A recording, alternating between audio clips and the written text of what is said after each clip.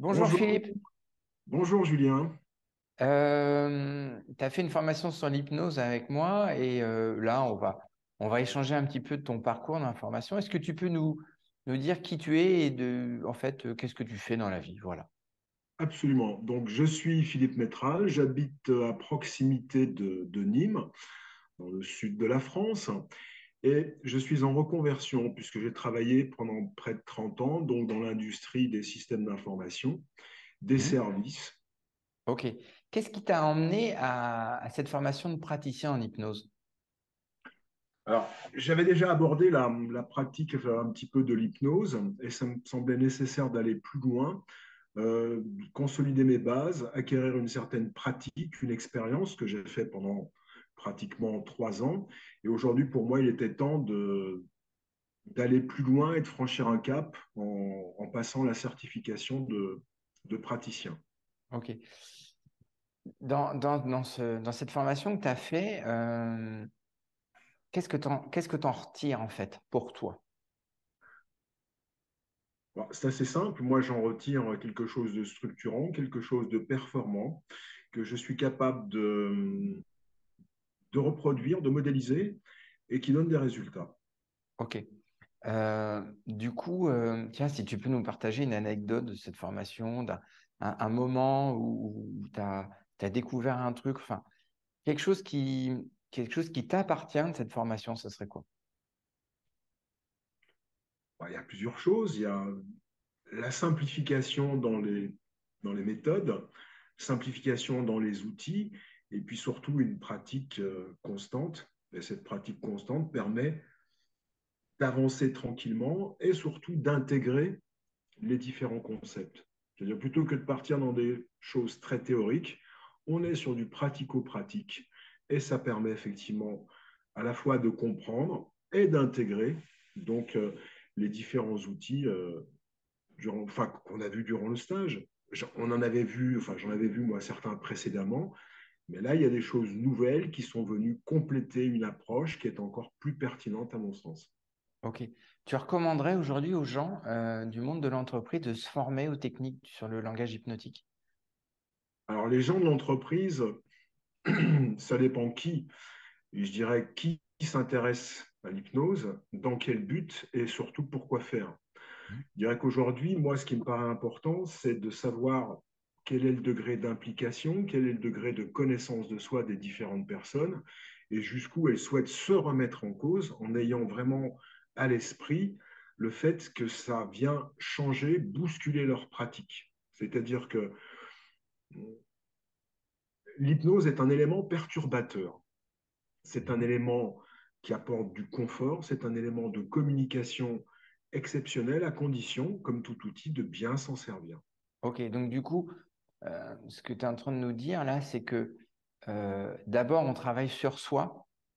Oui, Après, on en sort l'outil, la méthodologie qui va nous permettre d'atteindre quelque chose, en fait. Donc, avant tout, ce que j'entends dans ce que tu nous dis, c'est que d'abord, on travaille sur soi pour pouvoir l'appliquer avec les autres. complètement. Bah, c'est-à-dire que la meilleure façon d'être convaincu de quelque chose qui fonctionne, c'est de pouvoir se l'appliquer à soi-même.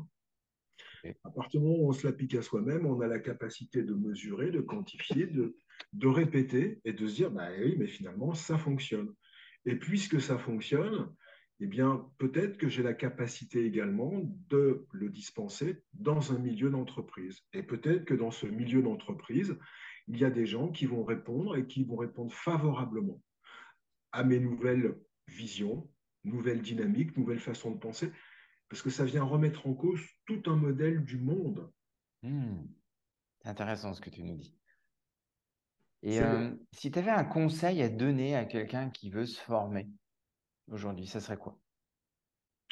bah, de bien réfléchir là où il met les pieds, parce qu'effectivement, c'est un chemin. Et sur ce chemin-là, bah, il y a des écueils, il y a des choses, on a nos propres limites, nos propres croyances et Hmm. nos propres désirs. Donc l'idée, c'est de pouvoir mettre l'ensemble de ces différents éléments en accord, c'est-à-dire sortir de la superstition, sortir de la croyance, des croyances limitantes, sortir d'une éducation. Ça revient un petit peu à remettre en cause. Il faut s'attendre à des changements. Voilà. Pour faire très bref, il faut s'attendre à des changements. Et tout changement s'accompagne de bienveillance, s'accompagne de conseils, s'accompagne, je dirais, de quelque chose de structurant. Ok, donc du coup, si j'ai bien compris, le conseil que tu dis aux gens, c'est d'être curieux vers ce changement qui va se passer et de découvrir un petit peu, de se laisser porter pour découvrir ça à son propre rythme, en fait, C'est de se surprendre. et se surprendre. Ok. C'est se surprendre. C'est-à-dire qu'à son propre rythme, absolument, parce que bon, on ne va pas plus vite que sa propre musique. Par contre, on peut arranger son tempo. Et Ok. dans ce tempo-là, on peut rajouter des instruments. On peut affiner, on peut sublimer différents éléments de façon à pouvoir en tirer la quintessence et se dire, mais oui, ok, là, je comprends vraiment le sens de tout ça. Parfois, là, il y a des discussions dans lesquelles on n'a pas forcément l'impression d'avoir les différents éléments de langage qui permettent leur bonne compréhension. Or, à partir du moment où on commence à rentrer un petit peu plus dans sa propre carte du monde, dans sa propre échelle de valeur, dans ses propres habitudes également, bah, ça permet de se poser des vraies questions. Et c'est, à mon sens, plus intéressant de le faire en live avec des vrais individus. Les livres, c'est très intéressant. J'y trouve énormément de très bonnes idées. Par contre, en termes d'outils et de pratiques, on se rend compte de la puissance, de l'efficacité et des résultats qu'apporte effectivement une formation d'hypnose de bon niveau.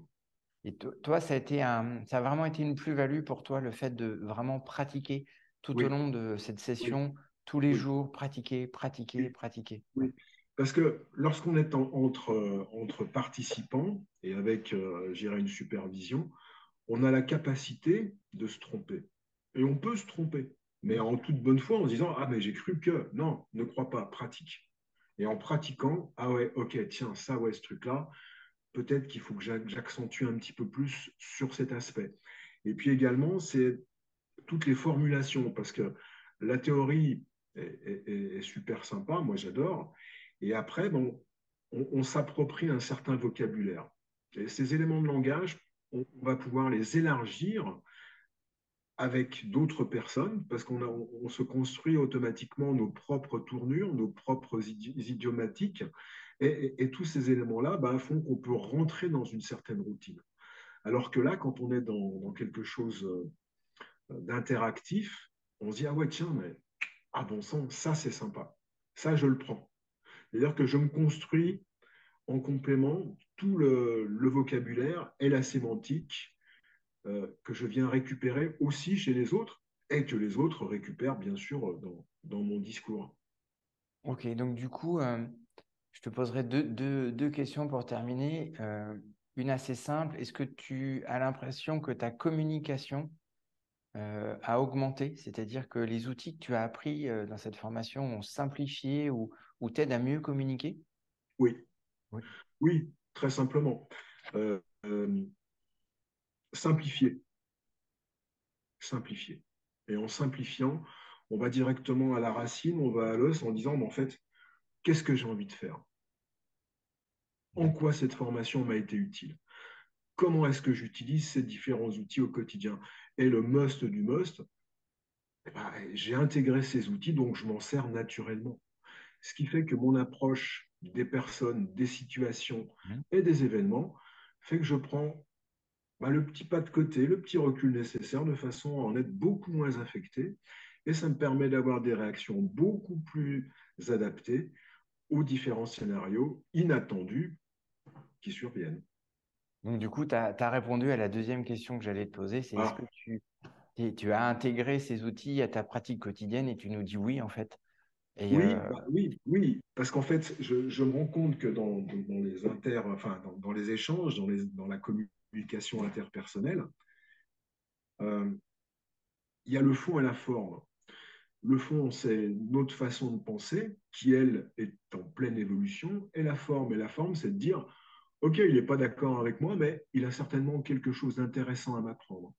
Ou il y a quelque chose sur lequel ben, je n'ai pas bien compris, est-ce que tu peux m'expliquer mieux?